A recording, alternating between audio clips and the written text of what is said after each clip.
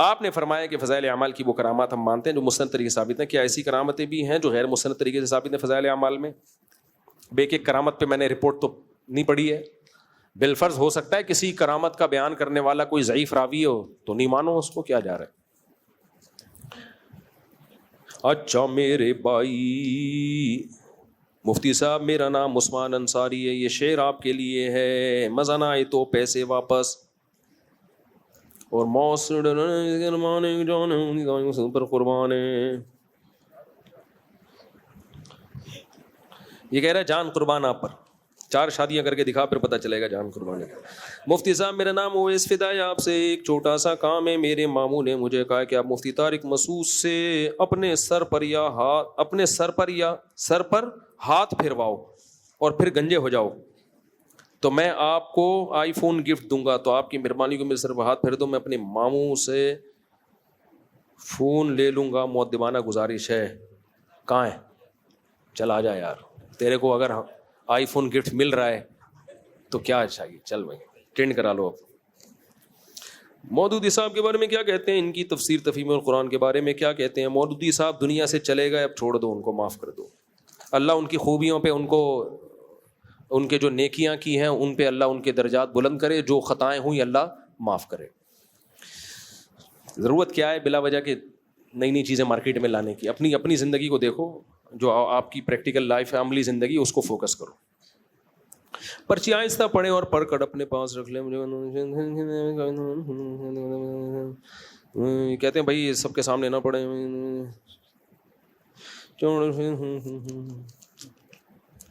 کچھ بھی نہیں لکھا ہے اس میں, کہہ رہے ہیں ٹائم چاہیے. یہ میں پھاڑ رہا ہوں تاکہ انہوں نے فون نمبر لکھا ہوا ہے, کوئی پرسنل مسئلہ ہے, ٹائم چاہیے تو عثمان سے رابطہ کریں اور وہ ٹائم دے دیں گے آپ کو, پھر میں مل لوں گا آپ سے انشاءاللہ. صلو علی الحبیب. مودی صاحب عرضی ہے کہ سکر سے آئے ہیں آپ سے ملاقات کے لیے. بھائی جان اس وقت نہ ملا کرو, میرے پہلے سے کوئی مہمان آئے ہوئے ہیں. کہاں ہیں سکر والے لوگ؟ بس یہیں سے ہیلو ہائی کر لیتے ہیں. السلام علیکم. سب سیٹ, خوش. لڑکیوں کا اسکول میں پڑھنا اور پڑھانا کیسا ہے؟ نیز اسکول کو ایجوکیشن میں بہت سارے فتنے ہیں. میں ناجائز ہونے کا فتویٰ تو نہیں دیتا کیونکہ ہر شخص کے حالات مختلف ہوتے ہیں, لیکن اپنی اولاد کو جہاں چرس بٹ رہی ہو نا, وہاں اپنی اولاد کو بھیجنا کوئی بھی جائز نہیں سمجھتا, چاہے آپ کو پتا ہو کہ یہ نہیں خریدے گا چرس. لڑکی قریب البلوغ جب ہوتی ہے اس میں بہت جذبات ہوتے ہیں, اس کو اپنی زندگی میں کوئی ہیرو چاہیے ہوتا ہے. تو قریب جو بلوغ لڑکی ہیں ان کو ایجوکیشن میں بھیجنا وہ بہت خطرناک ہے. میں تو اپنے بچوں کو ابھی ہوم اسکولنگ پہ لے آیا ہوں آہستہ آہستہ. 1-2 بچے میرے اسکول جا رہے ہیں جو تھوڑے سے بھی بڑے ہو رہے ہیں, بس وہ ہوم اسکولنگ, اور اس کا اتنا اچھا رزلٹ آیا ہے کہ طبیعت خوش ہو گئی ہے. یعنی اسکول میں جتنا ٹائم لگ رہا تھا, جتنا پیسہ لگ رہا تھا, اس سے آدھے سے بھی کم ٹائم اور آدھے سے بھی کم پیسے میں رزلٹ اسکول سے 10 گنا اچھا آیا ہے. تو کوئی ٹیچر پکڑ لو اچھا سا, بچی ہے تو فیمیل ٹیچر پکڑ لو اچھی سی. اچھی کا مطلب یہ نہیں کہ جس کی شکل اچھی ہو, جس میں تمہارا دل آ جائے. اچھی سی کا مطلب اخلاق اچھے ہوں, دیندار ہو اور ماہر ہو. تو اس لڑکی کو ہائر کرو, وہ آپ کی بچی کو آن لائن پڑھائے یا گھر آ کے پڑھائے, جو بھی ہو. اس سے بہتر کوئی طریقہ نہیں ہے. ورنہ اسکولوں میں اتنا ٹائم بچوں کا ضائع ہو رہا ہے اور اتنے پیسے فری پھوکٹ کے. یونیفارم بھی انہی کم بختوں سے خریدو, سلیبس بھی انہی کی دکان سے خریدو, پھر رنگ کے ڈبے, پھر کیلے کا پیلا رنگ اور سیب کے میں کلر بھرتے رہیں گے, پھر یلو ڈے, پھر گرین ڈے, پھر فلانا ڈے, پھر ڈمکانا ڈے, پھر آج پکنک پہ جا رہے ہیں. اور پھر اسکول بعض دفعہ اچھا ہوتا ہے, کلاس فیلو اچھے نہیں ہوتے. آپ کی بچی یا بچے کا جو کلاس فیلو ہے وہ کیا سکھا رہا ہے؟ وہ گالیاں سکھا رہا ہے اس کو. ہمیں کیا پتا کیا سکھا رہا ہے وہ فوج فلمیں دکھا رہا ہے اس کو. کہہ رہا ہے بھائی یہ دیکھ ذرا سین دیکھ تو. بچہ آپ کا بگڑنا شروع ہو جائے گا. اسکول اچھا ہوتا ہے لیکن 100% نگرانی نہیں ہو سکتی. تو اسکول میں وہ بھیجے جس کے پاس ہوم اسکولنگ کا آپشن نہ ہو. ڈاکٹر ذیشان صاحب ہیں جو القادری یونیورسٹی کے ڈین تھے, تو یونیورسٹی بھی تھی, ڈین بھی اس کے تھے, اور جس نے یونیورسٹی بنائی تھی وہ بھی تھا. وہ سب کیا ہو گیا تھا. تو وہ ڈاکٹر ذیشان صاحب ہوم اسکولنگ کے بہت زبردست ورک شاپ کرواتے ہیں. ان سے رابطہ کر لیں, وہ آپ کو بہت اچھا گائیڈ کر لیں گے. تو میں تو کہتا ہوں بچوں کو اسکول نہ بھیجو بھائی, پڑھاؤ ضرور. اسکول وہ بھیجے جو مجبوری ہو, یعنی ہوم اسکولنگ کا آپشن نہ ہو. پھر امریکہ میں انگریز اس طرف آ رہے ہیں, امریکہ میں نے بہت سے لوگ دیکھے پڑھے لکھے کیا کچھ بن گئے ہوم اسکولنگ کے ذریعے. اسکول سے صرف امتحان دلوا دو ان کو کہ بھائی 9th کا آپ ٹیوٹر گھر میں رکھیں, بولیں بھائی تو پڑھائے گا اس کو, اس بچے کو ہم نے ڈائریکٹ 9 کا امتحان دلوانا ہے, اسکول میں ایڈمیشن کرا لیں تاکہ 9 کا ایگزام دے سکے. اسکول والوں کو یہاں پیسے کھلا دیں, بھائی یہ اسکول میں آئے گا نہیں, ہم تمہیں پیسے دے رہے ہیں, امتحان یہاں سے دے گا, کیونکہ 9th اور 10th میٹرک کا ایگزام پھر وہ اسکول سے ہی ہوتا ہے. تو اور ٹیوٹر گھر میں رکھو, انسان کا بچہ ہو اس کو بھی چیک کرو, ایک سے ایک فلم مارکیٹ میں پڑی ہوئی ہے, وہی نہ کہیں خراب کر رہا ہو آ کے, تو پہلے وہ دیکھو تو اس سے پھر صحیح پتہ چلے گا آپ کو. مفتی صاحب میں 16 سال کا ہوں اور میرے اندر بہت, تیرے اندر کیا مجھے پتا ہے, اتنی سی عمر میں شادی بھی نہیں ہو سکتی, حل بتا دیں. شادی کیوں نہیں ہو سکتی بھائی؟ کماؤ, آن لائن کماؤ, بزنس کرو, نہیں ہو رہا, نہیں کوئی رشتہ دے رہا تو پھر روزے رکھو کثرت سے, اپنی نگاہوں کی حفاظت کرو. جتنی بھی آپ کے اندر خواہشات کا طوفان ہو, خود بخود کچھ نہیں ہوتا. سب سے پہلے انسان نظر خراب کرتا ہے, اس کے بعد آگے کے پروسیس ہے. تو سب سے پہلے حفاظت کس کی کرنی ہے؟ نظر کی. بس یہیں سے بریک لگا دو تو آگے ساری برائیوں سے بچ جاؤ گے. نظر سب سے پہلے شیطان کا تیر ہے جو, تو نظر دیکھو ہی نہیں نا. اب کیوں فحش چیزیں دیکھ رہے ہو, کیوں لڑکیوں کو تاک رہے ہو؟ تو نظر کی حفاظت کرو گے اور مثبت ایکٹیویٹیز میں اپنے آپ کو کھپاؤ, مصروف کرو مثبت کاموں میں. کوئی نئی زبان سیکھ لو, انگلش سیکھ لو, عربی سیکھ لو, پڑھائی کو فوکس کرو. سب سے زیادہ اس عمر میں پڑھائی کو فوکس کرنا چاہیے. پڑھ لو. تو جب آپ کے جذبات ہوتے ہیں نا, تو یہ جذبات کسی صحیح سمت میں جانا شروع ہو تو غلط سمت سے خود بخود بچ جاتے ہیں. ویلے نہ بیٹھو, فارغ آدمی کا دماغ شیطان کا گھر ہوتا ہے. تو یہ اس طرح سے اپنے آپ کو بچاؤ. چند دن بچانا پڑتا ہے, پھر بچنے کی عادت ہو جاتی ہے. مودی صاحب اپنی, یہ کیا لکھا ہے بھائی, پسند سے شادی کرنی چاہیے یا والدین کی پسند سے؟ اب مجھے تمہارے پسند کا آئیڈیا ہی نہیں ہے کہ تم کس ٹائپ کی چیزوں کو پسند کرتے ہو. بعض لوگ ایسے ہیں کہ ان کو میں کہتا ہوں اپنی پسند کی شادی نہیں کرنا آپ. وجہ اس کی ہے کہ آپ کا جو ذوق ہے نا وہ بہت ہی خراب ہے. اور بعض لوگ ہم کہتے ہیں کہ اپنی پسند کی کرو, ابا اماں کی پسند کی نہیں کرو. تو ہر ایک کے حالات ایک دوسرے سے مختلف ہوتے ہیں, ہر ایک کو ایک ہی لاٹھی سے نہیں ہانکا جاتا. تو نارملی تو اپنی پسند سے ہی کرنی چاہیے. ابا کی پسند سے کرو گے تو پھر وہ جو ہے نا ابا کو پسند آئے گی, آپ کو تھوڑی پسند آئے گی. پھر وہ ابا کے لیے اچھی بہو بنے گی وہ. لیکن بعض دفعہ ہم خود کہہ رہے ہوتے ہیں بھائی تو اس قابل نہیں ہے کہ تو اپنی پسند سے شادی کر, تیرا ذوق ہی خراب ہے. کوئی ہیروئن چی پہ عاشق آ رہا ہے, کوئی بد اخلاق, ایسے لڑکے ہیں جو بد کردار لڑکیوں پہ عاشق ہو جاتے ہیں. اس کو ہم یہ تھوڑی کہیں گے اپنی پسند کی لڑکی سے شادی کرو, تمہارا پورا خاندان تباہ کر دے گی بھائی وہ. اسرائیلی مصنوعات کے بائیکاٹ کی شرعی حیثیت کیا؟ اس میں کئی بار ریکارڈ کروا چکا ہوں, پھر اس پہ کلپ بنتے ہیں, پھر تبصرے شروع ہوتے ہیں. مفتی صاحب میرے ساتھ ایک مسئلہ ہے, مجھے پیشاب کے قطرے آتے ہیں. دوست کو اس بارے میں بتایا تھا تو انہوں نے کہا 2-3 قطرے آنے سے. اس پہ میں پورا کلپ ریکارڈ کروا چکا ہوں پیشاب کے قطروں کے بارے میں. لکھیں جس کو قطرے آتے ہوں اور وہ آگے میرا نام لکھ کے سرچ کریں تو پورا مسئلہ آ جائے گا. آپ 2 قبروں پر گزرے, 2 قبروں پر عذاب تھا, ایک پیشاب سے نہ بچنے کی وجہ سے, دوسرا چغل خور. کیا دونوں صحابی تھے؟ جی, لیکن عذاب اللہ نے ان کا ختم کر دیا. مفتی صاحب مہمان لاہور سے آئے ہیں, یہ چلے گئے نا, یہ وہی تھے جو ابھی آئے تھے لاہور سے, بھی تھے نا. چلو کافی ہو گیا میرا, ابھی کیا کرو, بس یہ 2-3 ایک سیکنڈ, بس یہ 2-3 چلیے لمٹا دوں. مفتی صاحب میری دعوت کو قبول کرو گے؟ سید خلیل احمد بھائی میرے پاس ٹائم نہیں ہے دعوتیں قبول کرنے کا نا, بہت بزی چل رہا ہوں آج کل. میرا سوال طلاق سے متعلق, اگر کسی شخص سے, یہ کیا لکھا ہوا ہے, کو ایک طلاق دی 24 سپٹمبر کو اور اس کے بعد بیوی سے رجوع نہیں کیا اور مختلف میٹنگ کے بعد 2 مزید طلاقیں دی تو کیا طلاق ہو گئی؟ حالانکہ اس وقفے میں اس نے اپنی بیوی سے ایک بار بھی رجوع نہیں کیا. زوجہ سے ہم بستری کر لی تو یہ رجوع خود بخود ہو گیا. تو اگر اس کے بعد 2 طلاقیں دی ہیں تو ہو گئی, وہ 3 طلاقیں ہو گئی ہیں. اور اگر ہم بستری بھی نہیں کی, زبان سے رجوع کا لفظ بھی نہیں کہا, تو پھر رجوع نہیں ہوا. پھر اگر پہلی طلاق کے بعد 3 مینسز آ کے گزر چکے تھے تو نکاح ختم ہو گیا. پھر اس کے بعد جتنی بھی طلاقیں دے گا وہ واقع نہیں ہوں گی. جی بھائی کیا پوچھ رہے ہو؟ جلدی جلدی, شاباش, اسپیڈ, وہیں سے پوچھ لو نا. ارے ماشاء اللہ, شکریہ آپ کا. میرا سوال یہ ہے کہ تقریباً 2.5 سال ہو گئے ہیں میرے ابو کو فوت ہوئے, ٹھیک ہے, اللہ تعالیٰ مغفرت تو فرمائے. تقریباً میری عمر 18 سال ہے.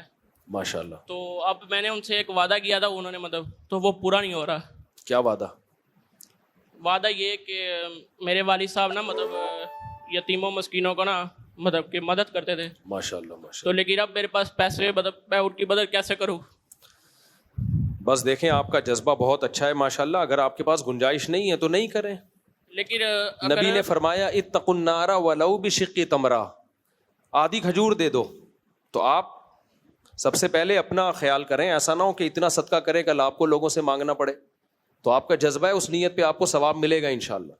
5 روپے دے دیا کریں کسی یتیم کو, اگر زیادہ نہیں ہے 10 روپے دے دیا کریں, تو اسی سے اللہ آپ کے جذبے کو قبول کر لے گا. ٹھیک ہے, ٹینشن لینے کا نہیں ہے. جی بھائی کو مائک دو. بھائی صاحب کو, وہ ڈاکٹر ذاکر نائک مجھے یاد آتے ہیں ایسے موقع. بھائی صاحب کو مائک دو بھائی. ہاں بھائی ہیں گے, کیا پوچھ رہے ہیں گے؟ السلام علیکم. وعلیکم السلام. 2 سوال ہیں میرے. صرف 2 سوال ہیں جی. ہاں, ایک تو کرامت کے بارے میں آپ نے بتایا, جی دجال جب آئے گا وہی بڑی بڑی کرامتیں دکھائے گا, اس پر تو پھر لوگ بھی اس پہ بھی مان لے آئیں گے. جی. اور دوسری بات یہ ہے کہ حسن اللہ یاری جو ہے, جو باقاعدہ بولتا ابو بکر عمر کا اسلام ثابت کر کے دکھاؤ میرے کو, اس کے بارے میں آپ کا کیا جواب ہے؟ ابو بکر عمر کا اسلام, ابو بکر عمر کا اسلام ثابت کر کے دکھاؤ کہ وہ مسلمان تھے. استغفر اللہ. کیونکہ امام مہدی کے بارے میں بولتے ہیں امام مہدی آئیں گے نا تو ابو بکر عمر کو قبر سے نکالیں گے, وہ لٹکا کے جلا دیں گے ان کو. استغفر اللہ بھائی, یہ تو زبان سے دہرانے بھی نہیں چاہیے ایسے الفاظ. باقی جو دوسرا تو سوال ہی فضول ہے بالکل.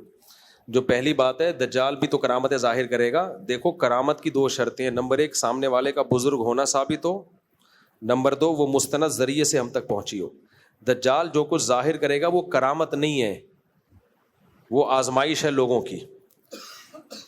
بعض دفعہ شیطانی تصرفات ہوتے ہیں, جیسے میں نے بتایا تھا کہ ایک جگہ میں گیا قبر پہ, مجھے لوگوں نے بتایا اس قبر میں بزرگ کی کرامت ہوتی ہے, جو یہاں لیٹتا ہے یہ بزرگ ٹھڈا مارتے ہیں, وہ دیوار سے جا کے ٹکراتا ہے.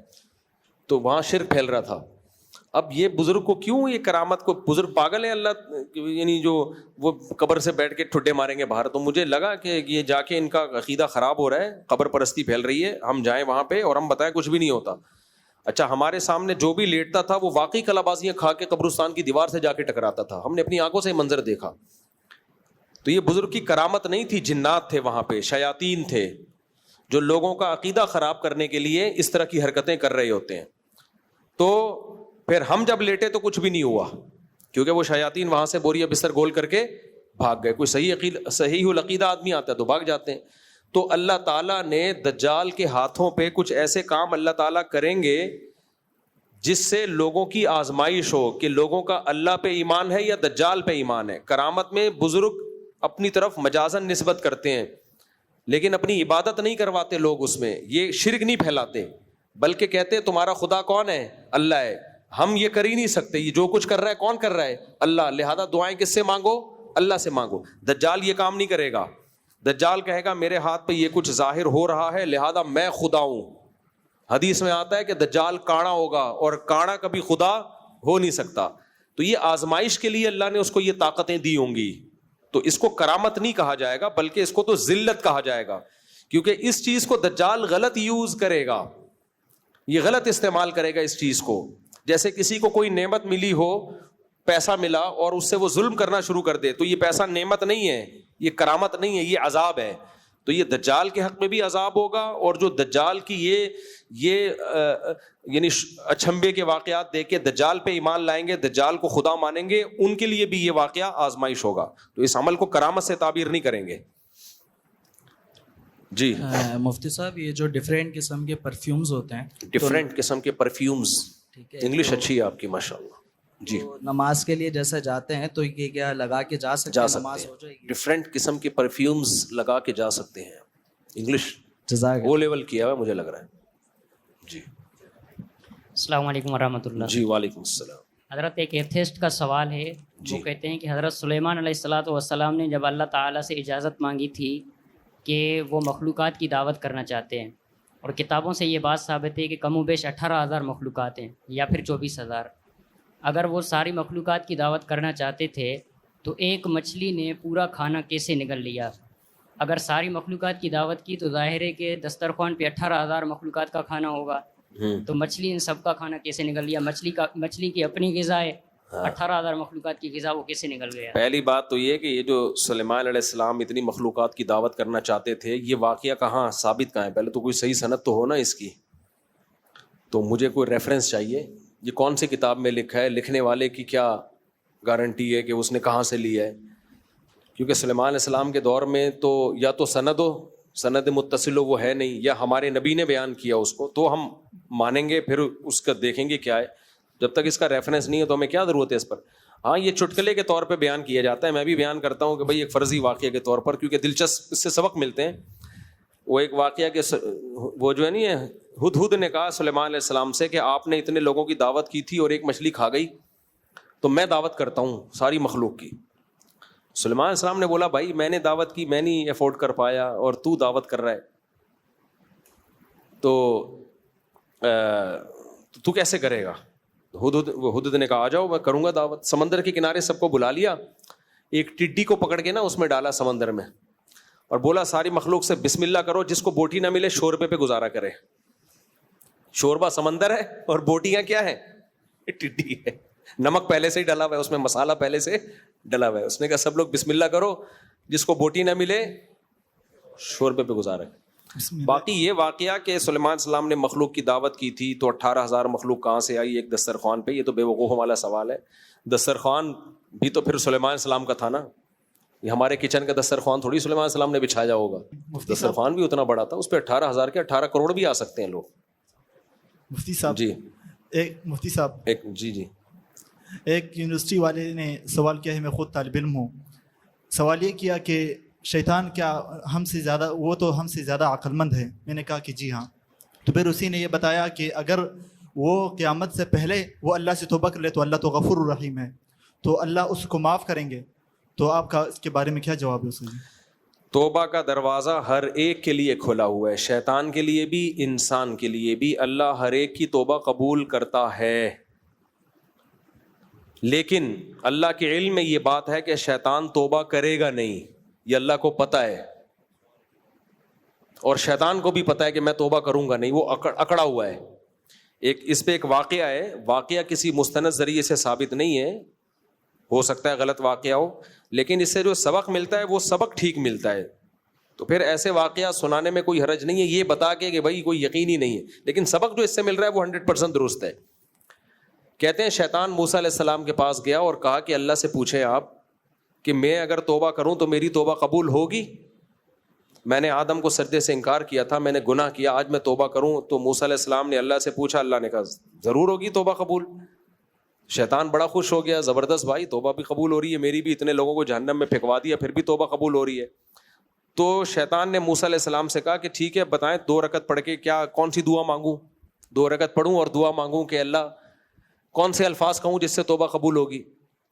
تو موسیٰ علیہ السلام نے اللہ میاں سے پوچھا کہ شیطان کہہ رہا ہے کہ کون سی سورت پڑھنی ہے پہلی رکعت میں، کون سی دوسری رکعت میں، کس طریقے سے نماز پڑھنی ہے، کیا عمل کرنا ہے؟ تو اللہ میاں نے فرمایا کہ کچھ بھی نہیں کرنا، آدم کو سجدے کا حکم دیا تھا، اب آدم تو ہے نہیں، ان کی قبر ہے، قبر کو جا کے سجدہ کر لے. تو شیطان نے کہا یہ تو نہیں ہو سکتا بھائی، پہلے زندہ تھے میں نے سجدہ نہیں کیا، اب میں قبر کو کروں، یہ تو میری بہت زیادہ انسلٹ ہے. تو اس سے پتہ چلتا ہے شیطان توبہ کرنے کے لیے تیار ہے نہیں. تو اس لیے یہ اللہ کے علم میں تھا، یہ ایسا اکڑا ہوا ہے، یہ نہیں مانے گا، یہ توبہ نہیں کرے گا. تو توبہ تو شیطان کی بھی قبول ہوگی لیکن کرے گا نہیں، وہ اللہ کے علم میں. جیسے اللہ نے دجال کے بارے میں پہلے سے بتا دیا نا کہ گناہگار ہوگا، کافر ہوگا، خدا سے ہٹائے گا لوگوں کو. اب یہ تھوڑی کہ زبردستی اللہ دجال کو ایسا بنائیں گے، لیکن اللہ کے علم میں ہے کہ ایک ایسا شخص آئے گا جس کے پاس یہ طاقتیں ہوں گی اور ان طاقتوں سے لوگوں کو گمراہ کرے گا وہ، اور پھر اللہ اس گمراہی کی وجہ سے اس کو بھی جہنم میں ڈالے گا اور جو اس کو فالو کریں گے ان کو بھی جہنم میں ڈالے گا. تو یہ اللہ کا علم ہے، تو اللہ نے اپنے علم کے حساب سے ہمیں ایک بات بتا دی. میرا سوال یہ ہے کہ میرا میزان بینک میں سیونگ اکاؤنٹ ہے جی. آپ اور بہت سارے علماء یہ کہتے ہیں کہ میزان بینک سے ملنے والا نفع جائز ہے، لیکن میزان بینک کے باہر ایک بینر لگا ہوا ہے، رمضان سے لگا ہوا ہے تقریباً، اس پہ یہ لکھا ہوا ہے اس رمضان اپنی زندگی سود سے کیجیے پاک. تو اس میں اشکال میں آ گیا ہوں تھوڑا، تو اس کا کیا مطلب ہے؟ وہ سود سے کیجیے پاک کا مطلب ان کا یہ ہے کہ میزان بینک میں اکاؤنٹ کھولیں آپ، یہ مطلب نہیں ہے کہ وہ سود ہم دے رہے ہیں تو اس کو پاک کریں. ان کا مطلب یہ ہے کہ ہمارے یہاں اکاؤنٹ کھولیں تاکہ پروفٹ, کیونکہ وہ خود بھی تو پروفٹ رکھتے ہیں نا, وہ تو کمرشل ادارہ ہے نا, ایک وہ لوگوں کے ساتھ تعاون کے لیے تھوڑی بنا ہے, وہ تو پیسے کمانے کے لیے بنا ہے. تو وہ کہتے ہیں دوسرے بینکوں سے اکاؤنٹ ختم کر کے ہمارے پاس اکاؤنٹ کھولو تاکہ سود کے گناہ سے بچو. تو بات تو ٹھیک کر رہے ہیں, سود کے گناہ سے بچو, لیکن ان کا مقصد یہ ہوتا ہے کہ ہمارے پاس خالص شہد دستیاب ہے تو ہمارا پروفٹ ہو. تو وہ کہتے ہیں ٹھیک ہے نا, ہمارا تو پروفٹ کمانے کے لیے. جی